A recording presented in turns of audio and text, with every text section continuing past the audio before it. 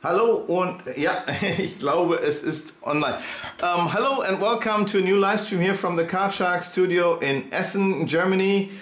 Today we are doing a kind of a mixed bag because we are recording this here for as a live stream for our German audience, but as well for our English speaking audience, as we are airing at 8:30 German time as well, but this is the live stream here from 7 p.m. in Germany. Together with me here is a guy that I don't have to announce too much, I think, especially as I already sent out a newsletter telling everybody that you should join to see him, and I'm talking about Christian Grace. Hi Christian, how are you doing? Hi Christian, it feels so nice to be in a studio with another Christian. That's true. That's true. Well, it's already. I looked it up. We already have been here together in the same studio, and where my computer is right now. There you were standing next to me. That was. You know, remember when that was? Yeah, I do. March last year. The time is running like crazy. Yeah, I remember us cheersing lots of lovely wine you had and having some fun. Yes, but I just want to say hi yes, to and we went to this place in downtown Essen and had a drink there. That was really, really, really nice. Yes, thank you first of all to join us. Today we will talk about, well, all your life, your creations, what we did together, what is coming up next. And before that, I will do a small little intro and then we continue.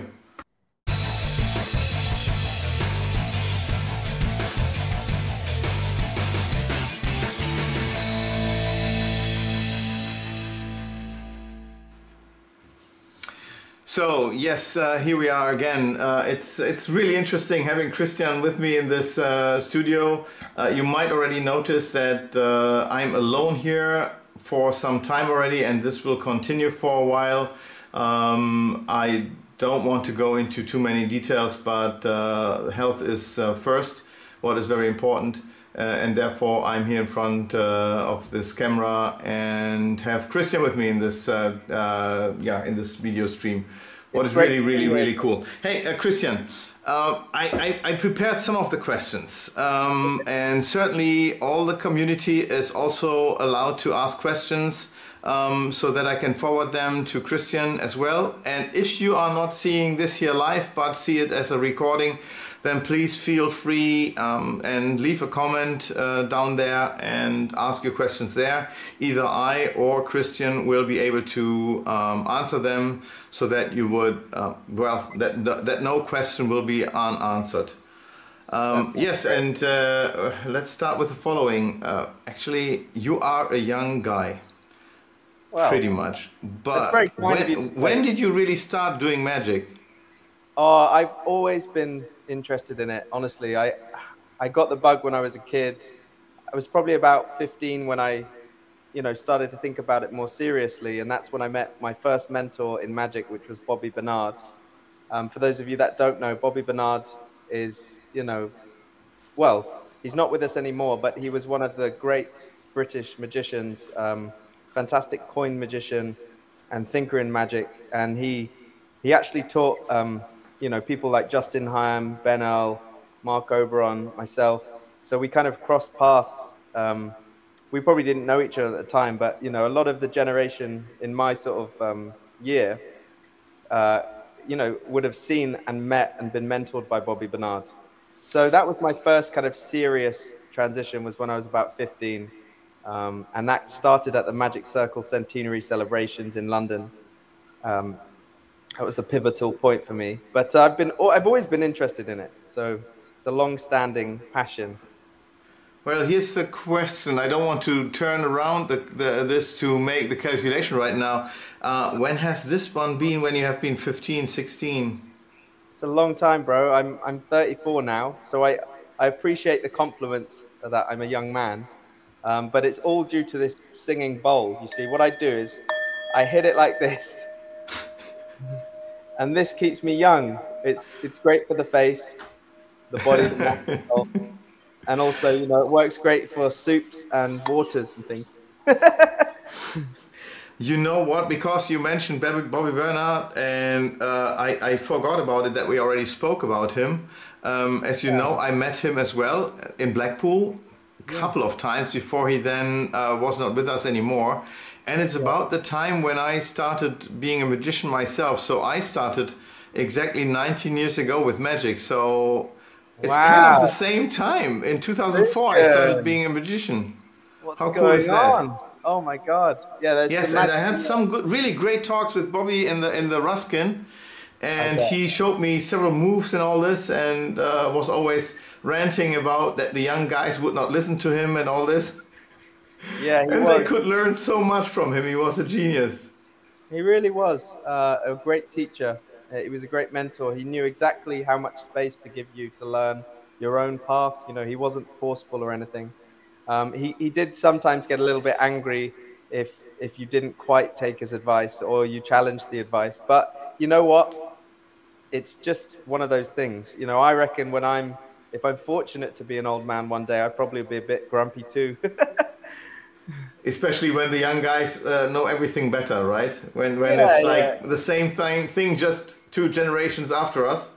That they know everything better like us who already have seen everything. Okay, make your own experiences then. Yeah, well, we all go through that, don't we? As we grow up, there's different stages of kind of dissolving one's ego, you know. So it's just part of life. Yeah, I remember when I started being cardshark and started working on my first releases and releasing them, that I had a discussion with Harry Lorraine in the Magic Cafe. Where he told me that I have at least to do magic for 10 or 20 years before I should consider publishing anything. Yeah, that's not bad advice, to be honest. On one hand, yes, but then you can start next year. Are you ready? Yeah, well, he should know. I mean, he's published so much work. I mean, and that's the thing. There are some people who, well, it's kind of different types of distribution or a contribution to magic that we do. Yeah. Some are they come from a different direction and have something other to offer than these great teachers that are publishing books and are going into other directions. And I think everything has its own reason and being. So Harry Lorraine definitely was a great source, as Bobby. But so when you started doing all this, when did you figure out that you could give something away to others that you created for yourself? It was definitely, and I've talked about this in other podcasts and things, but it was just the session convention a few years back, actually 5 years ago, I think. That was when I first met the Vanishing Ink team, because they host the session. And that was when I first started showing some of my stuff around and having a nice response to it. And then making those connections was really great because they encouraged me to work with them and produce it with them. And it was a good step to make because it's nice to understand that this is a really nice thing that I, first of all, am passionate about, but also brings a lot of joy to other people. And it's something I can do for a living, which is even better. I was doing a lot of care work before I started selling magic and teaching magic. I was a care worker, so I used to work a lot with old people in a very different realm, you know. That's why we are connecting so well. Now I get it. Yeah, I'm your support worker. I'll get back to you in 10 years then. Yes. Hopefully not. Hopefully not. Well, cool. Let me see something. So you started with Vanishing Ink a couple of years ago. Yes. Meaning, what was your first creation that you put out then? The first thing I ever produced as a physical product was Level 1. It was called Level 1, and it's a borrowed deck vanish gimmick, which I'm really proud of, and it still sells now. It's one of their best sellers, and I'm very proud of that because it's a very simple idea, but it's one that I really took a long time. You know, it took me, I'd say, about 6 years to refine it to the point when I sold it. Even if people can't believe that when they see the gimmick, they think, oh, this is so simple. It took a lot of work. You know, I had to prototype it in so many different materials. I had to find the handling. I had to understand, you know, how to, you know, because it's a progressive deck vanish. I had to understand how to get it from half a deck to no cards. And that took a long time to discover. But yeah, once that was all done, that was my first ever thing that I put out. Yeah, I remember. I remember Blackpool when I think it was released in Blackpool, and someone brought this gimmick over to me and said, "Look how great this is!" And I was looking at this piece of plastic, and I was like, "What's going on here? Really?" Until then, someone really who could handle very well with this was showing me the deck vanish, and then I got it and figured out that is really a very cool way of vanishing a deck or doing a card to a deck to a single card. That's really, really great. Yeah. Yeah, absolutely. And also it's one of those utilities in a way that stands the test of time because it's not like a one-trick pony. It's something that sort of never breaks and you can always have on you. So whenever you see a deck of cards, you can use it and you can have a miracle with a borrowed deck. So it's kind of like one of those tricks. Once you learn it, it's with you forever. It's literally with you forever, and you will be doing it all the time because it gets such different types of reactions. It's not just like screaming and shouting. It's kind of like it's like the silence of like just witnessing something disappear. And yeah, I'm very proud of that one, and I still use it all the time, all the time. Yeah, the nice thing about it also is that you don't have to be prepared by carrying around too much stuff. Yeah. And it's always on you, and due to the material used, it does not wear out or breaks or just looks bad. It's just what it is. It looks Exactly. like a deck of cards, even if it's not. Yeah, it does. It's just, it feels like you're carrying around one of those vapes, you know, because it's very Yeah, the size yeah, for that's that. true. Now, you released other tricks as well. I think even recently something else as well. But then you started doing something a couple of years ago, and it's called, well, I should, first of all, yes, let's start with this. Let's talk about the thing, your small little baby that grew bigger and bigger, and that is called Magic Monthly. Yes, Magic Monthly is an online subscription platform where I teach my favorite card magic, and I also welcome some of these guests on the platform to teach their kind of thinking on their magic. And I try and get the kinds of people I bring on are my friends in magic, but also people I admire and have certain qualities that I appreciate. And the way that they teach as well is important. So I get to showcase my friends, I get to perform and teach my favorite material. And it's called Magic Monthly. It's hosted on Gumroad. I'm sure, Christian, you have a link if anyone wants to check it out. It's something I'm very proud of. There's over 60 tricks in there right now. These tricks are really explained, you know, in full depth. There's always a live performance, and then there's a breakdown of the effect, the techniques used, my subtleties and theory, but not too heavy on the theory. Even though I do have certain approaches to theory, I try not to make it boring. And you get 2 of those per month for $12.99 plus VAT.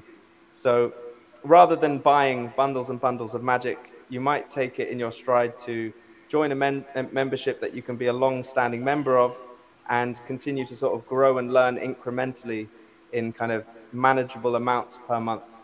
I've always loved teaching magic, so that's one of my main passions. So this allows me to kind of focus on that and enjoy it. Yeah, for all the guys who are watching us right now, first of all, please do not forget to subscribe or also send a like. It helps a lot for the algorithm. But also, please put into the comments a 1 if you're already a member of the Magic Monthly and a 2 if you're not a member of the Magic Monthly. If I see enough 2s, then I'm happy to share the link to the Magic Monthly, as well as we also give away a 10% permanent lifetime discount, right? So it's not just a one-time 10% off link, but it's working forever. What is pretty cool, and thank you for doing this. That's really awesome. You're welcome. It's so great to work with you guys. Yeah, so I see already a lot so far, several 1s. Damn it. That's good. Hey, you guys. Hey, So awesome. So you already know the great stuff in there. Hey, here's a question. Is this all for card guys, or is this also where you're sharing other ideas without being card magic? Yeah, so predominantly it is a card magic membership. I do share card magic. There's a lot of kind of mentalism style premises and hooks within my magic, because I like mentalism and I like communication with my spectators that involves seemingly somehow me picking up on their thoughts. So the techniques with the cards, you know, there's a few peaks, very discrete, subtle peaks that I perform, and I talk about the theory of those things. And there are a couple of non-card magic things. So, for example, my friend Justin Hyam, who I was lecturing with the other day at NeetCon convention, he has a routine on there, which is 2 routines actually, with billets and predicting people's choices before they make them in terms of which coins they choose on the table and which images they draw. So he has a fantastic approach to his routining, and that's mentalism based. Even that one routine is worth the price of the whole membership. Even if you were to jump in, look at that, obviously enjoy the other stuff as well if you are in there, but even that one routine is priceless. And I have another friend recently, Paul Brook. He's also another mentalist. He came on and he taught me one of his sort of influence routines where the spectator is influenced to pick a specific business card that he writes a message on, and all the other cards are blank, and they could have won like £300. So he brings out a wad of cash and he says, you're going to touch the one that says this one on it, you know, and of course, no matter which card you touch, all the others are blank, and you lose the money. So it's a really nice hook. It's a quick game. It's fast paced. It's the most recent item in the membership for those of you that want to check it out. What's the name of it?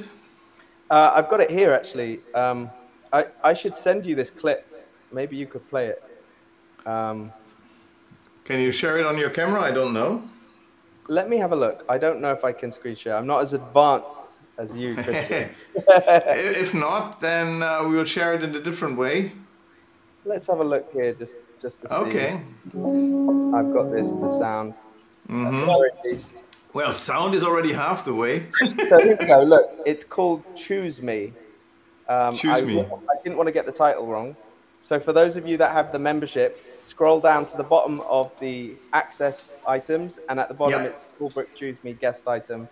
And the video actually is quite a long one, so I won't play it on here because we're having a quick chat. But for those of you that are interested, that's branching out as well. And I don't know if some people here might be familiar with a magician called Mark Lemon. He's a really interesting creator from England. We're good friends. He's a fantastic magician, and he's worked with a lot of fantastic magicians, TV magicians, basically. He and I are working on a mentalism-based subscription called Mental Monthly. Ooh, okay. So for those of you who are sort of thinking, well, I'm not as interested in card magic, but I like mentalism, within there, I'll be sharing my billet switches. I'll be sharing my thoughts on peaking, and he has some fantastic routines.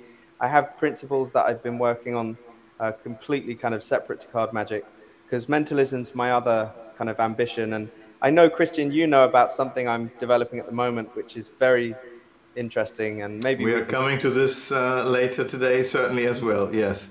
So that was a really long answer to your question. I'm sorry to take so long. So it's mainly a card magic membership. There's a few things in there that aren't card magic based, but mainly it is card magic. And if you're interested in mentalism, then look out for Mental Monthly, which is something that will be coming in the future. Yes, actually, give me 1 second. I have to do something here to help the guys. First of all, you would see the link for the Magic Monthly down in this in the what is it called, the text to the video. But I also put it here, and all you would have to do is go to card-shark.de/ads/mm for Magic Monthly. Very simple. One more time, it's I'll do it again. Here it is, card-shark.de is it a backslash, ads/mm for Magic Monthly. Very simple, just remember the ads and then mm. We come to other links that are working the same later today as well. Oh boy, now Christian, you know what? With my luck here, I just get a message that Windows want to do an update right now. So I will say, please remind me one day, but not now. So let's go back here. Here we go. Here we are both on there. I can only show my picture completely and then go and show the link. That's perfect. Yes, so there's one guy who was the only one with sending the letter to, so he's not subscribed yet, but he wants to change it. You don't have to do it right now. Watch the rest of this interview. It's definitely worth it. Do it later. Everything is stored here. Enjoy this interview as well, and you will see something else about the Magic Monthly. Because you are also, well, there were other tricks that you're really proud of that you released. By the way, who and what inspires you for these new releases that you're always putting out there? I honestly pull a lot of inspiration from my friends in card magic. I think one of the most influential people in my life in terms of magic was Darren Brown. And I know he's an idol for a lot of people. Because, you know, coming up at the same sort of time, we were all just completely blown away with how he performs, how he constructs his magic. I mean, pretty much every single thing he did was fooling to everyone. Even though they didn't want to admit it, they were like, I've got no, you know? So Darren is one of the most enigmatic and incredible performers. And he really touched me, you know. I went to a boarding school, and my father was the first person. My dad, his name's Wigger and Grace. He actually sent me a message saying, you have to watch TV. There's this guy on TV. He's doing things that I've never seen, you know, because my dad knows I love magic. So I tuned into Darren Brown for the first time from recommendation of my father. And my God, I was just like enthralled. And I actually don't think I'd be as passionate towards magic if I didn't have that as a kind of inspiration. If I didn't have Darren there, I don't think I would have stuck at it as much. You know, I was interested in a lot of other things at school. So that really put me in the game of kind of my love for magic and mentalism, you know, at the time. So but at that time he was still doing card magic, right? Before he then turned into a mentalist. Yeah, I mean, oh my God. And his approach to card magic as well. He's just one of the best that there ever will be. You know, he's the GOAT. Yeah, you if you have not seen it yet, you should definitely. Well, we have the Mind Power deck of Kennedy. What is an awesome deck that you should have. It should be in every arsenal of a magician. We have them in Standard Index and Large Index, or Phoenix Index, and what is it called? Deck. The Classic Index. Yes, here we go. And the Mind Power deck is one of the best tools in card magic. No question. No question. And if you, well, at that time you were still allowed to do all this. You should try to find later on YouTube that you, to see the video that he did with Stephen Fry. Yes, with Fry, and it was Smoke. It was called, I think, Smoke. So Darren Brown, yes, and type in all these words, then you might see this where he is fooling him so badly and at that time you were still allowed to smoke and having a cigarette where the cigarette gets a lot of attention, because that's the card that was chosen. What is an amazing thing. It's incredible. It's Yeah. that whole routine is fantastic. If you haven't seen it, definitely look up Smoke by Darren Brown. He published that in his Pure Effect book because everyone went crazy for it. And yeah, that indeed uses the Mind Power deck. So difficult to get this book now already used. It's very hard to get. Yeah. But if you have the chance to find a friend or so who has it, then get your hands on and see how he handles the Mind Power deck. Also, doing the narrowing down to get the card that is needed to know. It's very, very clever and different to Kennedy's version. What is really cool. It's brilliant actually. So Darren uses techniques which were actually originally by Jerry Sadowitz. Yes, yes, he was using the Jerry Sadowitz idea, yes, of naming a black or a red card or something like this. Yeah, if you're going to get one wrong, the theory was if you're going to get a color wrong, you might as well get the name of the card wrong as well. Yes, you know, and I have seen, well, I tried it myself several times, and using that card, I have seen people freaking out immediately, like what he did also on TV. He was so lucky.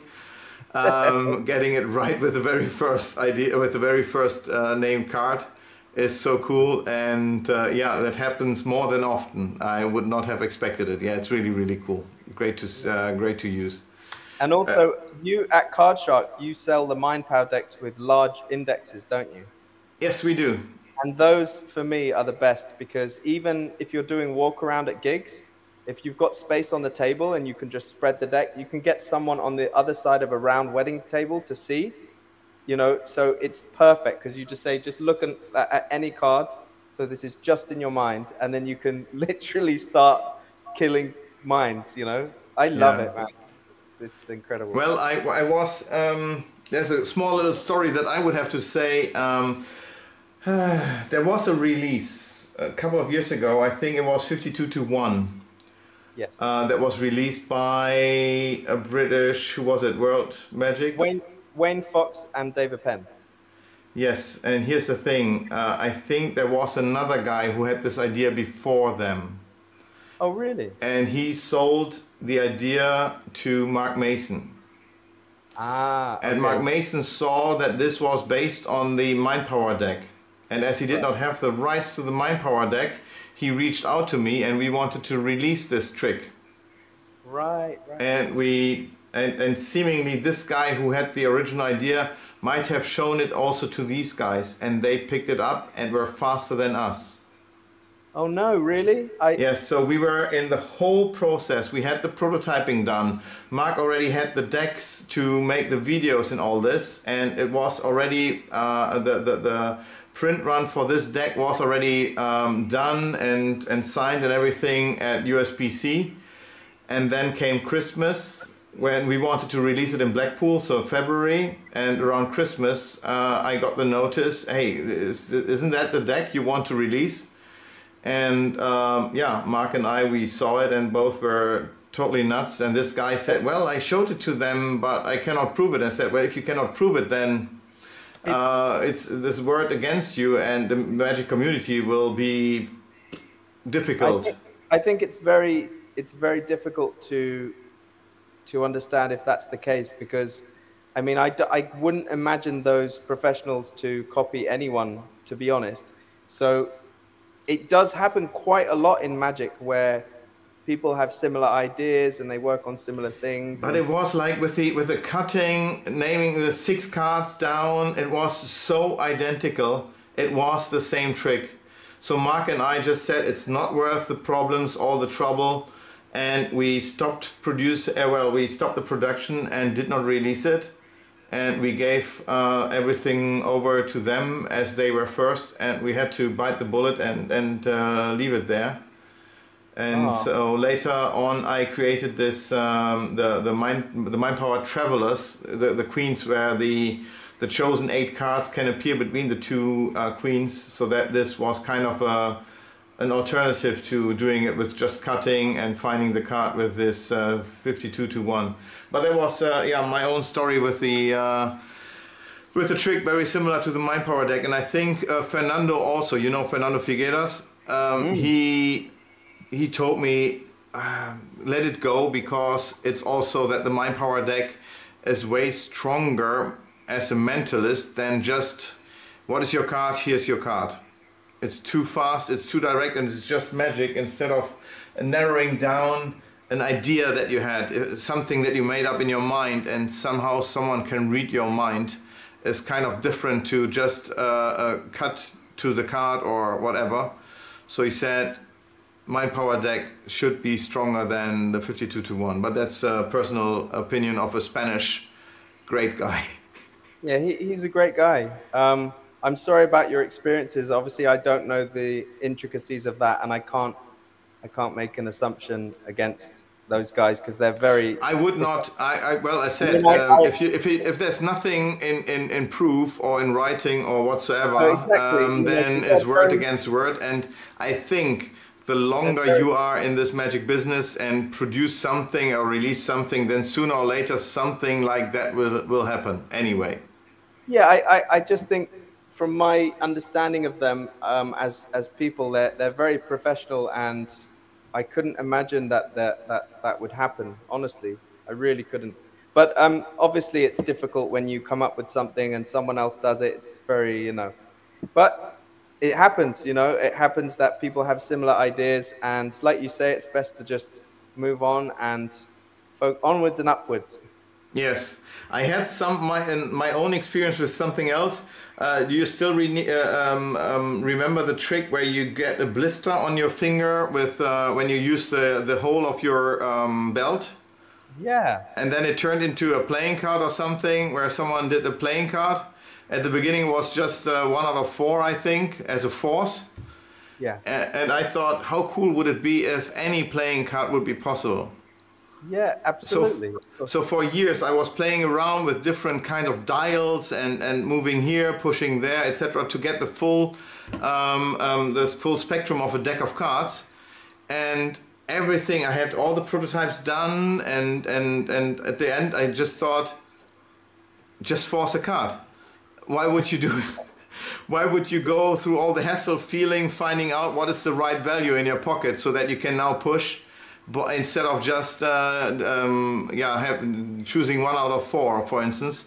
So yeah. I let it go, and then about a year after me, someone released exactly that with all the values, where I thought, no, no, the original was better. I'm pretty sure. It is what it is. Sometimes you invest in stuff that will never see the light of the day, and that is okay as well. Oh, what about you? Have you ever created something that was never published then, because you figured out there's a better way to do it, or it's impractical in the end? Yeah, no, I worked on, there's several things that I work on, and come to researching it, I discover that it's been done before. I mean, this is a natural occurrence, because we're limited with the kind of tools that we're using.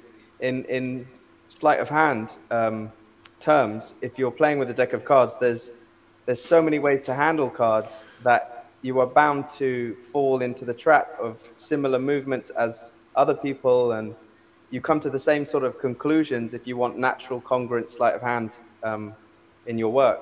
So it happens all the time when I'm playing around. But what I do, and what is important to me, is that when I do discover things that I think have potential, I check in with people who are more knowledgeable than I am, like Dennis Baer and Justin Hyam, who are both encyclopedias when it comes to magic. And I think that's a great sounding board, because they'll just say, yeah, check this out. And then I can see differences, and I can see if it's an improvement or not.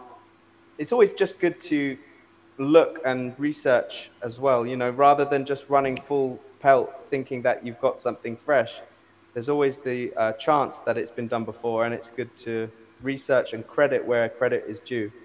So 100%, and Dennis is definitely a good source to go for. I'm so happy working together with Roger Nico, who is also, well, I think I was still a hot dream of my parents back then, when he was already a performer of what was he called? The Magic Nico? I forgot. Nico the Great or something like this, I forgot. And so he really knows a lot as well, and everything I come up with has to pass his test. Otherwise it will never see the light of the day. That's for sure. Not a bad shout. Not a bad shout. Yeah. So here's one trick. Well, we did two together. The one here, the first one is the bet. Yes. And yes, and the bet you already also released on Magic Monthly. Yeah, so I put out a sleight of hand version of the effect, which is effectively someone picks a card, it's returned to the deck, you claim to track the card through estimation, so it's a skill-based premise, and then you get it wrong, and they think you're totally wrong, and you take out 4 cards that are totally not their card, and then all of a sudden, all 4 cards change into not only their card, but also the 3 other mates of the card, so the 4 of a kind. And for those of you that love sleight of hand, I teach that in the membership, Magic Monthly membership. But what we've produced is a gimmicked version that is close to being sleight of hand free. For those of you that don't want to worry about technical moves or misdirection moments where you have to really work on those beats, then this version is a really seamless way to have a strong effect. Christian, I have to ask you right now, where's the sleight of hand? There is none. I think there is none. Well, there's only one bit. The very first move to choose the card? No. Because when I think about it, really? There's only one move, I'd say, and that's when you take out the 4 cards in the middle. You just want to be careful when you put them down to the table. That's careful. That's caring, but not really sleight of hand. It's a very slight-free version. It allows you to focus on your performance. And this is the trick that has single-handedly won me the most amount of alcohol throughout my whole university experience. You know, you make a bet saying, I bet I can find your card. They think you're wrong. They owe you a pint. And it's just fun. It's just a lot of fun. Of course. What was very interesting in the time when I produced the cards and all this and tried to find out the ungimmicked version, some performances on YouTube, etc.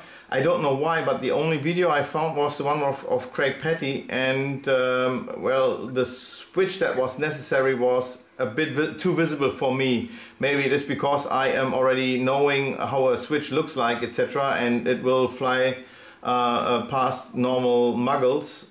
But maybe, well, how about using just gimmick cards, because then it's completely baffling when the switch is, when the change is happening. And here's the thing, I don't know, maybe I should show the video of when you performed it, or do you want to perform it here? Up to you. I can perform it now. That would be cool. Sure, Yeah, I will give you the stage right now. You are here on full screen right now. Let's see if I can, I'll put you here, and then, because I can see you, and then hopefully people can see this. They won't see my face as much, but if that's okay, then I can give it a go. Yes, sounds good. All right, sweet. Okay, so of course this helps to be here in person, but let's practice a little bit of estimation. So as I pass these cards from hand to hand, Christian, can you see them? Yep. As I pass them from hand to hand, I just want you to call stop. Stop. Right here. Yes. Do you want me to split the deck here or go one more? Like now, it's great. Like now, okay, so I'm obviously looking at the screen, so I'll turn away, and I want you to just remember this card for me. Yes, I do. I do. Got it? Now you would be handling this. I would hand these to you. You'd remember this card, and then I'd request you cut the packet. And at this point, because I know roughly how many cards are in this packet, I'm going to see if I can track where your card ends up. So no matter how many times you decide to cut this packet, I'll see if I can follow. And in fact, we'll introduce these cards as well, so it makes it much harder. Now it's 1 in 52. So you would be here cutting this packet as much as you want, and when you're ready, I would take them back and see, no matter how many times they're shuffled, I'll see if I can locate this card. And I hope it's probably ended up roughly the middle, so I'll give this a go. Don't give me any clues, okay? But I reckon it's one of these 4 cards. So I'm going to show you these cards, and I want you to keep a poker face. Right now we don't see the 4 cards, so you have to pick them up, please. Of course, man. I didn't realize the computer can't see the cards. So there's 8 okay, I see the 4 cards. Okay, good. Sorry about that. So look, to be honest, I don't think it's a club or a heart. I think those I can get rid of. this one strikes me maybe as the one because it was third down. I think it could be a diamond, and I don't think it's the four of spades. So be honest with me. Is your card one of these three, or did I get No, it it is right? not. Did I get it right then? Was it the what was it? The king of diamonds? No, it was a diamond, but it was the 8 of diamonds. Well, thank goodness I'm a magician, because that's the 8 of diamonds. And if you think that's amazing, these three have changed into the 8s. So Very, very, very cool. Yes, yes, yes, yes. I never saw you performing it like this, but it's great for the camera, as you're now holding the 3 cards. Usually you would place down the 3 not selected cards onto the table, because now the selection is done, you are focused on 1 card. Therefore, the other 3 are out of the picture right now, and nobody would ever expect that they would come back into being important again. What is really really cool about it? In just to demonstrate what kind of thing I would normally do, not in this routine because of course this is sleight of hand free, but normally I wouldn't have a magical moment where the cards change and I bring attention to it and show they've changed. Yeah. I would lock eye contact. So even in a sleight of hand version where you might have to switch the packet, I would lock eyes with the person and put these down whilst I'm talking to them. And so later when they look back at the cards that are on the table, they change at the moment they look down. So yes, even though 100%. I would do an open switch in this instance, and I'm not hiding it much because there's no misdirection, but I would say, you know, these would go down to the table. And then of course, whilst I keep eye contact, that later on when they see those cards, it then shocks them that they've changed. And that version that you're seeing now with the switching a packet of cards, I teach obviously that sleight in the membership, and I go into detail on that original version. But it doesn't translate on camera, so I wasn't expecting to fool anyone with the switch, but I'm just demonstrating the type of beat that I would use if I was doing it that way. Yeah, the cool thing is, well, I know both versions with the switch, and certainly the gimmick version that we produced in both ways, with the smaller index, the classic one, and the Phoenix index.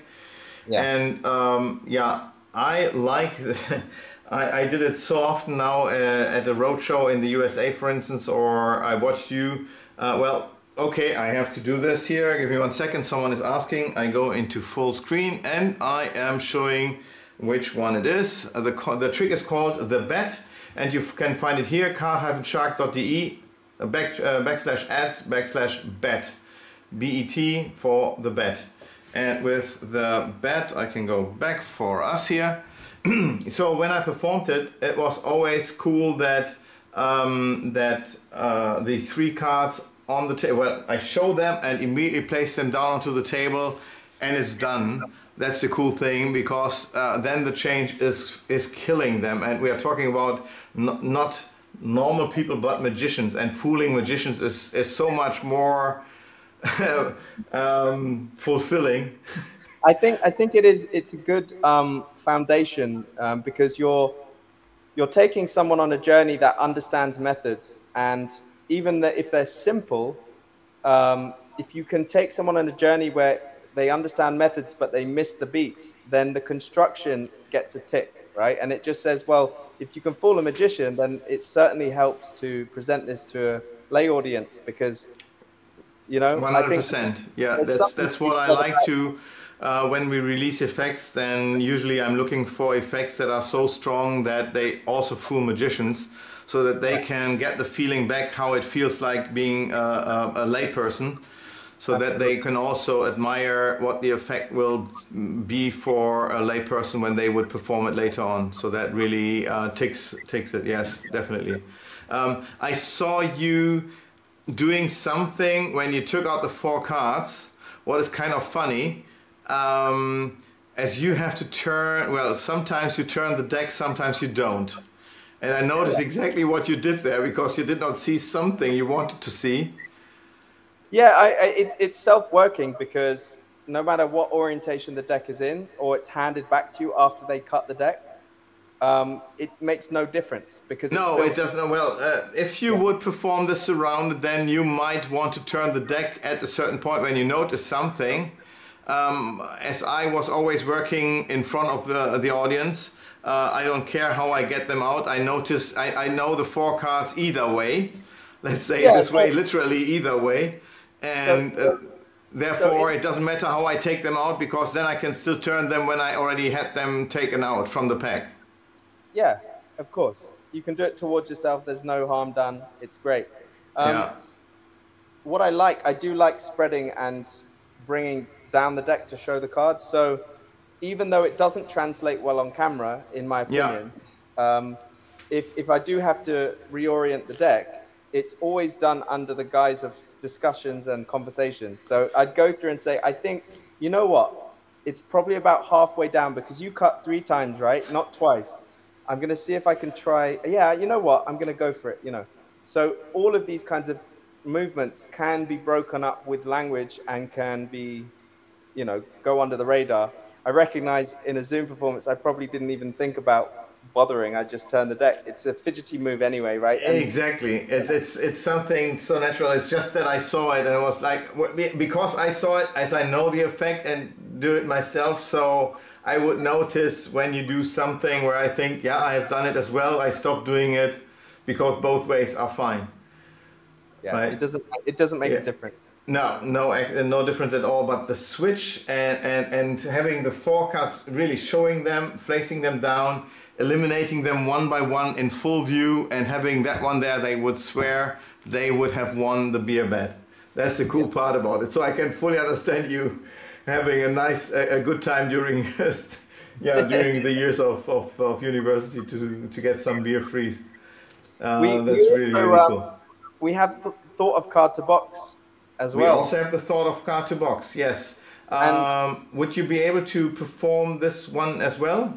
Absolutely, absolutely. Now, as we know, if you check out on your page, you have a performance of me performing it on someone, you know, sitting and doing it, and the handling and the construction of the routine is very specific. But this totally works. Again, it can work, you know, in this scenario. So we'll give it a go, see if everyone can sort of see the table. Great. I've got you over here again, but that's okay. Right, let's do this. So let's have a card. I give you full stage again. Wait. Yes, you're in. Let's have a card selected, Christian. Again, because you're not here, you just have to call stop for me. Here. Yeah, you would touch a card, so I would have to do this way. But could you remember that card for me? Sure, I do. In this instance, I really genuinely wouldn't know what the card is. I really wouldn't know. But let's just say I was one of the best card trackers, and these cards could be shuffled, and somehow I knew, and I could tell you, that your card is ended up somewhere near the top of the deck. Would that be amazing if I could track the card? Yeah, absolutely. Yeah, right. So let's see if your card's in the top 10, but don't give me any clues what your card is if you see it. Okay. So please bear in mind, the spectator does this entirely in their own hands. I'm never touching the card at this point. So they take 10 cards and they look at each one and they try not to give anything away. So that's 1, 2, 3, 4, 5, 6, 7, 8, 9, and 10. So they have taken these 10 cards in their own hands, okay? And I propose something impossible. I propose that I can take their thought of card and send it invisibly to the box. So watch these cards closely. These are held onto by them. And I pick up the box to show that it would have been really good if the card was there. It would have been good. But in order for something to appear, it has to disappear first. So watch this. The moment they drop these cards into my hands, there's actually now only 9 cards. Even though they counted these cards out themselves, their card has gone. Look, 1, 2, 3, 4, 5, 6, 7, 8, 9. There's now only 9 cards here, okay? And their card completely vanishes. And this feels so hands-off. And unbelievably, in this ungimmicked box, they can shake it. They hear something. And of course, their card, the Queen of Diamonds, is found inside the box. So of course, this different presentation, but this is the kind of thing, it's a hands-off effect where they see the box empty, they've counted 10 cards in their own hands, now there's 9 and the card appears in the box. It's got all the boxes ticked for impossible conditions, and I absolutely love this effect. It's something I'm very proud of, and there's a lot to be learned because there's a few different elements to this effect. If you're not familiar with it, where you can apply this to your other card magic, your other card magic. So I love it for that reason. There's so many elements to it to enjoy. Yeah, that's the cool thing about it, that you can really use several. Well, your thinking and the presentation, etc., is very versatile. So when you learn this one and get this one down, then you can also apply it for different other performances and presentations. And the method that is used for this effect is really, really cool. I know that some of the guys were a little bit baffled or irritated when they saw the instructions video when they bought it from us, as you would then still show the preparation of the gimmick, as it's also consisting of a gimmick, and you also had it on this video as well. But it was also from Magic Monthly, where you had to teach the people to prepare the gimmicks themselves. So we would that would not be included because it's just a video learning platform, and we provide everything with it so that from there you don't have to get out of the house, get some extra cards, extra gimmicks, everything. It's just all included. Yeah, that's the whole idea. Provide several gimmicks in bicycle back, Phoenix back, large index, and all of them are pre-prepared. So you just add them to your deck that matches, and then you can perform the effect. In the instructional video, like Christian says, it's extracted from my membership program. And of course, for that, I'm not selling roughing spray. I'm not selling any type of products on there. So I just teach them how to construct the gimmicks for the effect. And then, of course, from there, they can source it themselves and enjoy it. And not all the tricks in the membership require gimmicks. Some of them do, some of them don't, but I always bring attention to the things that I love the most about the kind of card magic I do, and I hope people love it too. 100%. Yes, I always got great feedback, and I have to say, when you joined us this year in Blackpool, it was a joy having you standing next to me. It's rare having so much energy at a table, and I think that usually people would know me being a performer and pulling a crowd and all this, like Mark Mason and Paul Richards, and you definitely added a lot of attention and a lot of energy to our booth. That was a lot of fun, and I hope you will be able to be with us the upcoming years as well. That would be awesome. Thanks, man. Yeah, no, it was a real pleasure. And especially, to be alongside you guys. Obviously, I'm wearing Philo Kotnik. The question mark, yes. Cool. Absolutely my favorite t-shirt of all time. Where's Philo? He's such a legend. He's usually on the live streams. He is usually on the live streams. I don't want to go too deeply into this, but he has to take off time as his health does not allow him to be here with us. It might not be obvious if you follow him on Instagram or whatsoever, you might see him fully energized and all this. So it's something that you would not notice if you would not know him. Otherwise, I don't want to go into too much detail here, as this is something private. That's fine. And all the best and good health. That's more important. Yeah, exactly. And send him my biggest hugs and kisses from Christian. 100%. From one Christian to another Christian to Philo. That's perfect. Yes. Yeah, please do. That's awesome. Let me go 1 second here in full screen like this one. So for all the guys who have not seen the link or the thought of card to box, I want to see the performance with the spectator, then please go here. It's card-shark.de/ads/TOC2B, what means thought of card to box, TOC2B.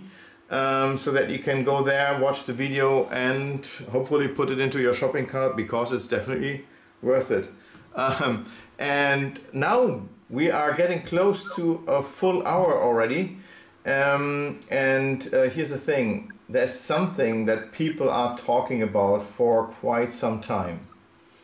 Yes. And I am myself amazed, as you know, and I know how much work already is included in this. And I have to say, am I allowed to talk about this? I suppose we can briefly, if you're talking about the thing I think you're talking about, Yes. then yeah, I'm happy to talk a little bit about it. Well, there's a certain name to it, because we are still talking in codes here. And the most famous thing that is about codes is coming from Germany, but this particular case is from England, from Christian himself, and it's called Enigma. Enigma, and in the end, it was British guys who decoded the Enigma from Germany. So, and I think you decoded something here. What is the Enigma all about? So Enigma is an effect that goes very, very, very deep, because it allows you to experience and present the closest thing to real mind reading that's possible. In other words, you can ask your spectator to think of any word, okay, that doesn't require them looking or forcing a word or looking at a list of words, so they can freely go off and imagine, going on holiday to a certain country. They can imagine identifying themselves as a specific spirit animal. They can imagine going and grabbing any object from any place in the world. And you are able, seemingly just by touching fingertips and asking them to visualize the word, but without having to, fish or throw out really awful kind of long and boring progressive anagrams, you're able to decipher their thoughts and tell them and show them the word that they're thinking in a way that shocks them, And so this is something that I discovered, a seed of something in particular. I won't delve into method too much here, but I discovered something that I then unfolded, and I realized the potential there. And I worked this past year. I've been working so hard, pretty much every waking day I'm doing it, So yeah, so it's a mentalism effect that has so many potential uses, and there are different ways to use my system. And the beautiful thing about it is it's not some complicated system that will take you months and months to master. It's something that you can learn and understand the basics of quite quickly, and you can implement and start performing it quite quickly. So it's very achievable, and the routine itself has a very propless feel to it. Even though there's a secret gimmick involved, it's not something that's identified by the spectators, and therefore they experience the interaction between you and them. And the more you do it, the more easy it becomes to do, and the more easy it becomes, the more you do it. So it's just like it's the most enjoyable thing in the world. And I've been performing at conventions and obviously to a lot of magicians, but I also perform it all the time with lay people. When I'm out and someone says, "Oh, I've heard you do magic, could you show me something?" I say to them, "Okay, just imagine going anywhere in the world and grabbing any object you can imagine bringing to me, like a can opener or a tomato or a ladybird, anything. Just imagine going off and grabbing something and bring it to me in your mind." And that's the starting point, So I'm very proud of it. I've probably said too much, but yeah. But here are some comments. Certainly, they are already expecting that we should talk about this Enigma coming soon. And certainly, as we are doing this stream here for the German audience as well as for the English-speaking audience, there are certainly more than just there are more than one language spoken in the world. And you will release this effect, as far as I know, and I know it's less than a month now to wait for, as you want to release it. Will you at Magic Live or not? So I'm going to be at Magic Live, and I'm going to be demonstrating it there 100%. I'm all going to be there. I'm going to attend the convention, so I'll enjoy the convention. But yeah, within the next couple of months, we'll see it launched. And the other thing I want to say is I'm launching it in English, but it does work in other languages. So I have been preparing with a few of my friends from several different countries translations for the effect. And of course, following on that, anyone from any language can learn the basic system. And English is a great place to start, regardless of what language you speak. So if you wanted to learn the system as quickly as possible, getting the English version is fine, and you can trust assured that over a small amount of time since the launch, I will be introducing all the languages anyway. So Yeah, hopefully, the thing is you have to, well, once you understand the method, everything is perfect. You have to start with English, and it's not that you just have to learn it in a different language. The system needs to be trained in that language, correct? no. So the system follows very basic rules that apply to all languages the same. So No, there's no. no. What I mean is, the you have to, well, like with artificial intelligence. Artificial intelligence is only working because it gathers all the information from around the world, and is not intelligent on itself. It's just using all the information from around the world and brings then results where we would think it was intelligent itself while it was just putting things together. And I think that the system, as far as I understand, needs to be trained to be as good as in English with other languages. And I think it's already in the making, but it needs time as well, right? No, yeah, we're translating it into other languages, so it Exactly. will work. But it works exactly the same in those languages. The formula. 100%. Is it already, when it will be released in English? Are some other languages already at that time finished, or are they coming a bit later then? Yeah, no, it will be in English first, and then following that, we will introduce other languages. We will introduce them one at a time, probably one every couple of weeks. This allows me to go over the translations with people in that language because I don't speak German, French, Italian, Spanish, etc. So it's good to have that time to make sure everything's perfect for them. And of course, I'm in no rush to sell this thing. I mean, this is something that I care about deeply and something that will exist for as long as I can perform it. So the important thing for me when I'm bringing it and introducing it to the community is that it's in a place that they can enjoy it and use it to the best of their ability in their own language. So that's what's important. Yeah, yeah. Well, I have seen different stages, not as deep as Philo, for instance, as he was also helping with the translations into German. But whenever you showed it to me or you talked about it with me, then it was like, oh, I found something completely new for these guys, making it even easier, making it whatever. So forget about. Well, here's So someone what's asking, really, how difficult is it to perform? I will not go into details, trust me, I will not say this. But so how difficult is it to perform compared to, what is it called, the tracking trains? Are you familiar with that? Yes, train tracking. So train tracking by Atlas Brookings is fantastic in terms of its concept, and I think it's fine, right? But with train tracking, there's a lot of memory work. There's a lot of memory work, and that's fine. I think it's good as a mentalist to be able to remember things. But quite often, you'll have with this train tracking, if you're very good at it, it will be quicker to lead the spectator through processes that they need to go through. But ultimately, the procedure is quite long. It's probably about 5 to 8 minutes to then. Oh dear, no. Well, no. There's nothing wrong with that. I'm not shitting on this. Like, Atlas is one of my favorite mentalists, and his work is unbelievable. There is Okay. nothing wrong with train tracking. Train tracking is one of the most amazing systems, and he and a couple of other people on the planet perform it in such a way that makes it feel the most impossible it can. Um, but what I wanted to make a point of is, in comparison, if this person is asking about specifically the differences or similarities, this system is way more silent.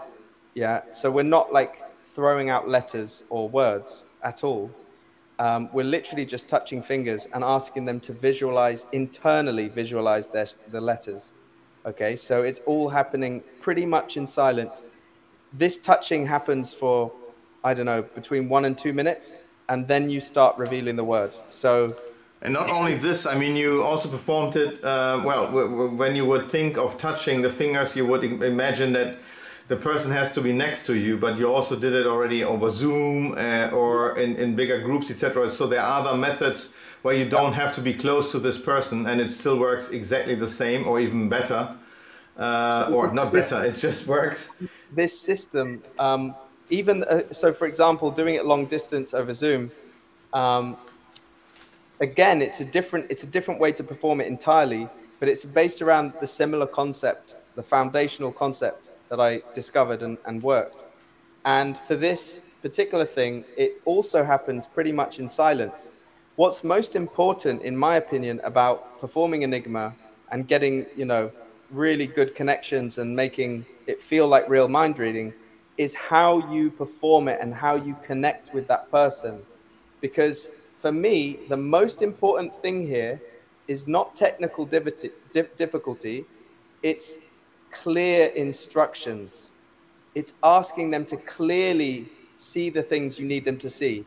So that's the most important thing. And that obviously with the project, I'm doing a whole load of either, written instruction, but also I'm doing a whole load of kind of long explanations that are shot in a beautiful studio where I'm explaining exactly everything you need to do to set it up, everything you need to say, why it's important to say certain things and deliver them in a certain way, who to choose to perform on. If there's a group, who's the best person, who's going to be most reciprocal, I guess, with the kinds of instructions that you give, how you can identify the right people, how you can make incredible, I don't want to give away, I was going to say a word that would tip some of the method, so I'm not going to say that. But I teach everything in clear detail. And I really believe that a lot of people, if they enjoy it, they'll take it much, much further than I can possibly think of. Because this, to me, is a new way of thinking in terms of mind reading. It's a new way of doing it. For like 10 to 15 years, I've been obsessed with anagrams, progressive anagrams. I still love them and I still like, training them and things. But this is very different. This is not it's not throwing out letters and trying to take guesses, and it shouldn't feel like fishing at all. I can confirm it. And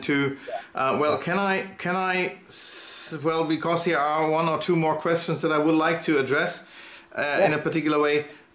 This is not something you have to remember, do yourself whatsoever. There's something helping you, and it's but here's the really important thing.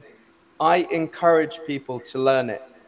And as they start performing it, they will naturally start learning it. And actually, what I mean is this: people are asking, is this an app, and therefore is it iOS or Apple, Android, or what is? If it's an app, where will it be released?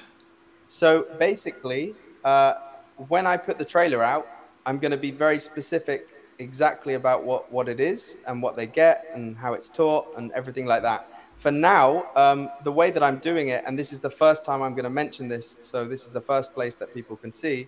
Thank you for doing it with us. Yes, thank you. No problem. So the way I'm doing this is I will be releasing full performances of the effect. So in the run-up to the official launch, I will just release full performances after full performances, all the different systems, all the different ways of performing over Zoom, in person, on the hands, using a vocal technique, which I won't explain, but I will explain all of these things through the medium of just showing full performances. I just get the next comment saying you are torturing us, Christian. I know, yes. And you are not the first one being tortured. I can tell you that it's for months, because Christian is really keeping it a secret. He asked everybody to shut his mouth, don't mention it. I was pushed into a corner by people. Tell me, what is Christian's whatever about it? And I said, ask him. If he is able to tell you, I will not be able to tell you. So I will say, yes. Everyone will know exactly what what it is, okay, Yeah. when I release the trailer, but I want them to experience the performances first to see how it looks. I want them to understand how it feels by observing the type of performances that it can achieve. And then I think people will see it in a different light. And when people understand that this is a system that can be trained and memorized, then they'll realize if those people that really want to make their mind reading feel real, 100% will love Enigma. And for those of you that Yeah. aren't subscribed, the first place is enigmaofthemind.com. Yeah, well, All let one. me also, I have to be here in full screen again to show this. Here I release a little bit of your of the torture of Christian, because I'm showing you now a way how to get involved into this whole project, and it's this button here. And go to enigmaofthemind.com, enigmaofthemind.com. That is where you can subscribe, where you can put in your email address so that you will be notified as soon as Christian is going on and shows trailers and all this. Yes, please. Yeah, this is they'll be the first to hear about it, the first people to hear about it. If you're subscribed to that. Well, they are the first one already here hearing about it right And now. I just want to point out, if they are subscribing, don't forget to go into your inbox and confirm your subscription to the newsletter, because some people are unconfirmed. They put their email in, they press submit, and then they don't confirm it on the system. Just Let me see something. Someone commented something saying not reachable. Enigmaofthemind.com. I'm in. One more time. I show you the link.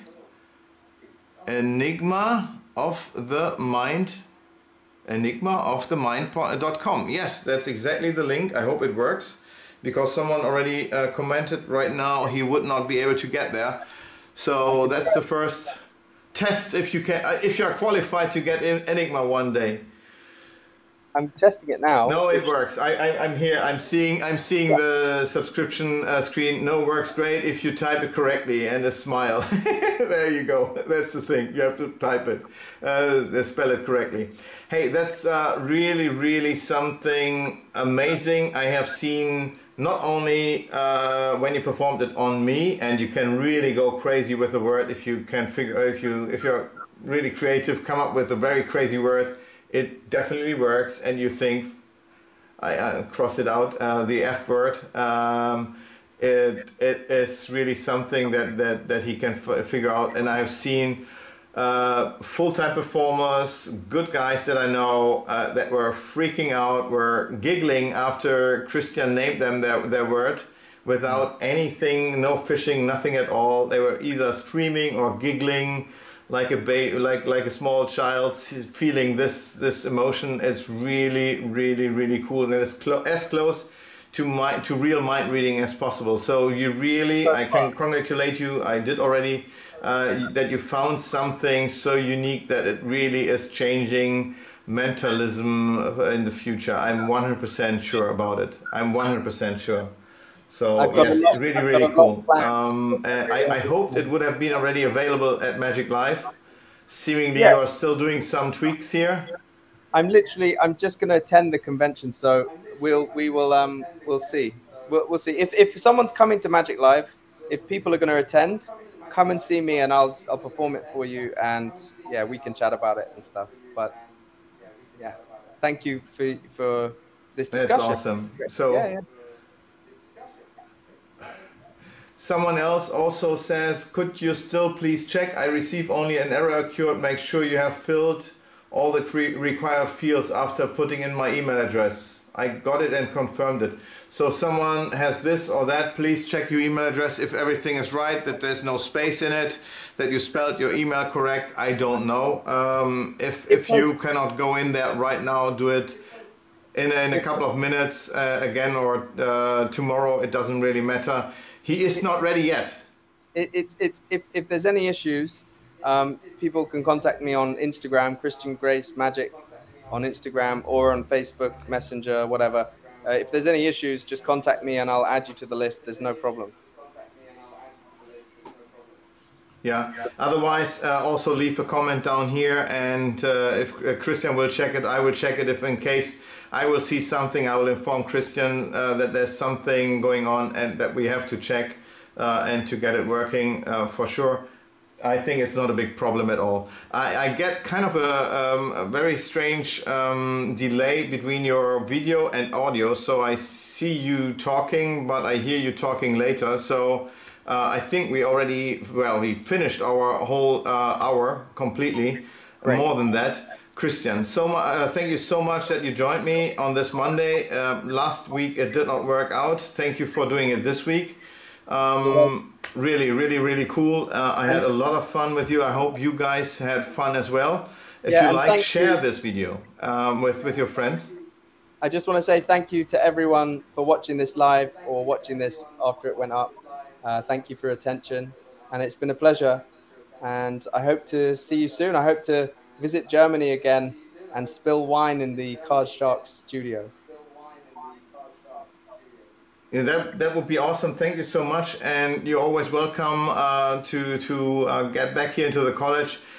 You amazed me so much with your switches and everything. It's just great hanging out with you. So yeah, awesome. I would love you coming back to Germany. That would be really cool. And the best thing is we will see us in about 3 weeks in Las Vegas anyway, because I will be there as well, and I will see you pulling a crowd and touching people's fingers and getting them crazy. That is awesome. So, Christian, thank you very much. I would say we wrap this up here. Thank you so much for joining us, guys. Please leave a like, also a comment if you like. It was a pleasure. And until then, please stay healthy, and we see us in a week. Christian, talk soon. Thank you. Bye bye. Wiedersehen.